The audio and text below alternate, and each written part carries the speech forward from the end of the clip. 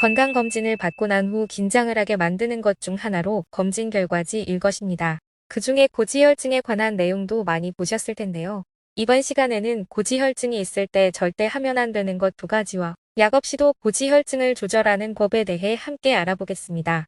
고지혈증, 고콜레스테롤, 중성지방 이런 게 다 같은 말인지 헷갈리실 텐데요. 고지혈증의 정확한 병명은 이상지질혈증입니다.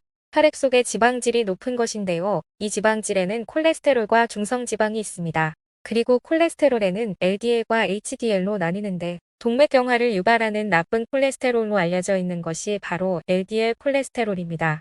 LDL 수치가 높은 것을 고콜레스테롤 혈증이라고 합니다. LDL도 A타입과 B타입으로 나뉘는데 B타입만 혈관에 악영향을 끼치기 때문에 LDL 수치가 높다고 해서 무조건 나쁜 것은 아니라는 연구 결과도 보고되었습니다. LDL 콜레스테롤과 중성지방 중 한 가지 수치가 높거나 둘 다 높은 것을 이상지질혈증이라고 합니다. 그럼 고지혈증이 있을 때 하면 안 되는 것 2가지는 무엇인지 함께 알아보겠습니다. 첫 번째는 고탄수화물 식사입니다. 고지혈증은 나쁜 지방을 많이 먹어도 생기지만 한국인들은 특히 탄수화물 때문에 생기는 경우가 많습니다. 우리 몸은 섭취한 탄수화물을 포도당으로 분해해서 에너지원으로 쓰게 되며 남은 것은 간과 근육에 글리코겐으로 저장을 하고 이후에도 남은 포도당은 중성지방으로 저장을 합니다. 그러므로 과도한 탄수화물이 고혈당 상태를 유지되는 것이 아니라 지방의 형태로 저장이 된다는 겁니다. 이렇게 저장된 지방을 중성지방이라고 합니다. 검진 결과지를 보시게 되면 TG라고 표기가 되어 있을 겁니다. 그렇기 때문에 고지혈증이 있으면 무조건 탄수화물을 줄이셔야 하며 저탄식 식단을 하시는 것이 좋겠습니다. 두 번째는 인슐린 저항성 키우기입니다. 고지혈증과 인슐린이 도대체 무슨 상관일까 하시는 분들 계실 텐데요. 인슐린이라는 것은 혈중의 포도당을 근육이나 세포 안으로 끌고 들어가는 역할을 하는 호르몬입니다. 그런데 근육이나 세포에서 인슐린을 받아들이는 수용체가 망가져서 포도당을 받아들이지 못하게 되면 포도당은 그대로 혈액 속에 쌓이게 되고 고혈당 상태의 혈액이 간으로 흘러들어가면서 지방으로 저장되기 때문입니다. 이런 상태가 계속되면 당뇨도 생기게 되고 이렇게 인슐린이 있어도 인슐린을 못 받아들이는 것을 인슐린 저항성이라고 합니다. 인슐린 저항성을 키우지 않기 위해서는 포도당이 흘러들어갈 수 있는 근육이 충분해야 합니다.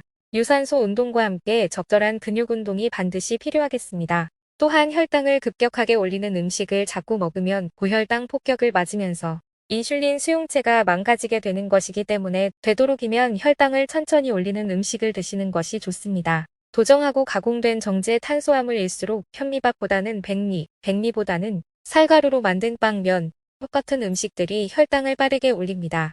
그렇기 때문에 특히 정제 탄수화물은 피하셔야 하겠습니다. 운동과 먹는 것도 중요하지만 먹는 방법도 중요한데요. 식사를 하실 때 밥부터 드시지 마시고 채소, 단백질, 탄수화물 순으로 드시는 게 좋습니다. 예를 들면 토마토나 브로콜리 같은 채소 혹은 국이 있다면 국 안에 있는 콩나물이나 우거지 같은 것들을 먼저 드시고 두부, 계란, 콩 같은 단백질을 드시고 난 이후에 탄수화물을 먹는 방법으로 식사를 하셔서 빈 속에 탄수화물이 들어오는 것을 예방하면 혈당이 급격하게 오르는 것을 어느 정도 방지할 수 있습니다. 이외에도 간에 피로도가 쌓이면 안 되는데요. 간은 콜레스테롤을 합성하고 담즙을 생성해서 지방을 분해하고 배출하는 데 매우 중요한 역할을 하기 때문에 간이 피로해서 간 기능이 떨어지게 되면 고지혈증에서 벗어날 수가 없습니다. 그래서 고지혈증이 있다면 항상 간부터 챙겨야 하겠습니다. 고지혈증이 심하다면 적절한 치료를 반드시 받으시고 치료와 함께 오늘 알아본 내용을 참고하셔서 건강 매뉴얼이 되셨으면 좋겠습니다. 오늘은 여기까지입니다. 영상이 유익하셨다면 좋아요와 구독 눌러주시고 소중한 분들께 공유하시면 더욱 유익하실 겁니다. 저는 더욱 유익한 영상으로 다시 찾아뵙겠습니다. 항상 건강하고 행복하세요.